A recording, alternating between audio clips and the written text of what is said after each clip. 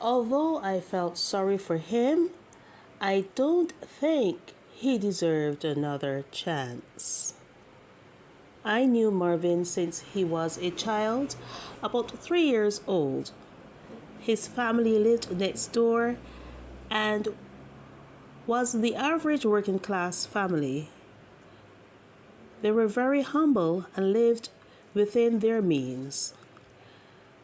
They took pride in keeping their surroundings immaculate by devoting 1 hour every morning and every evening after work to cleaning and maintaining the gardens.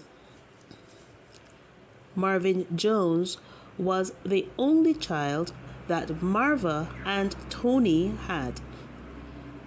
They did not decide to get a child until they were both in their 40s when they could adequately provide the care and expense required.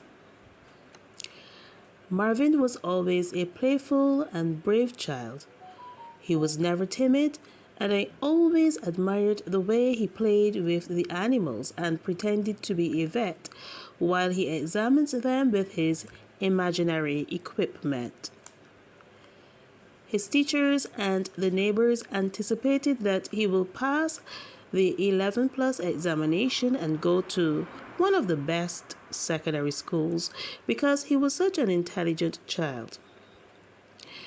When we got the news that he had passed for Harrison College, it was not surprising to us. Marvin's parents and all the residents of Pond Street felt very proud of him. No one from our district had ever been to Harrison College or any school equivalent to it. The first year of secondary school, Mrs. Jones shared her euphoria with me by bringing Marvin's school report and proudly telling me that he came first in class. The second year, I observed the Joneses were very withdrawn, and I realized I had not been seeing them, not even in the garden. That was strange. I became very concerned about my neighbors and decided to pay them a visit. I knocked and knocked repeatedly because I believed that someone was at home. Mr. Jones came to the window after 5 minutes of knocking and waiting. After expressing my concern, he invited me in. Mrs. Jones soon joined. She soon joined us, and after a long conversation, I learned that Marvin was not living with them, but he was sent to the juvenile correction school for 6 months by the law courts after he was found guilty of having a large quantity of cannabis at school, which he was selling to his peers. I felt very hurt and disappointed. I felt empathy for his parents, who tried very hard to raise him with morals and discipline. His parents were so ashamed and too embarrassed to let the neighbors know their predicament, and that is why they had resorted to such a secluded life.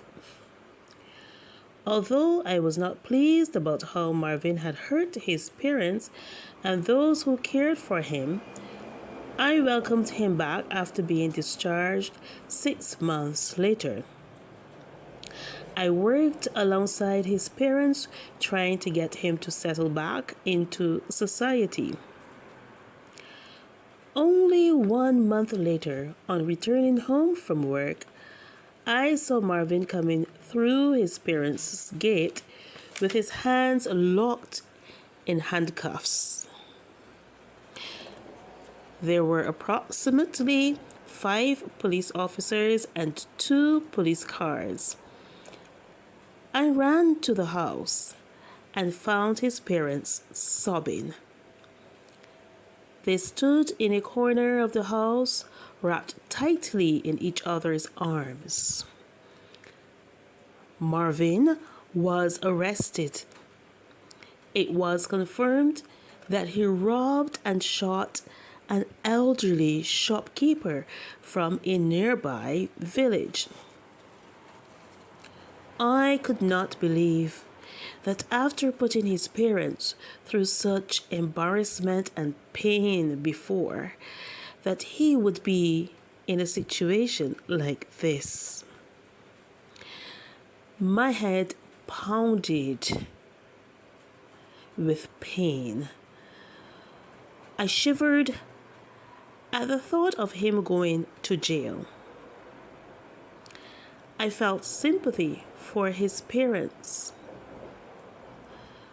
Although I felt sorry for him, I don't think he deserved another chance. Although I felt sorry for him, I don't think he deserved another chance.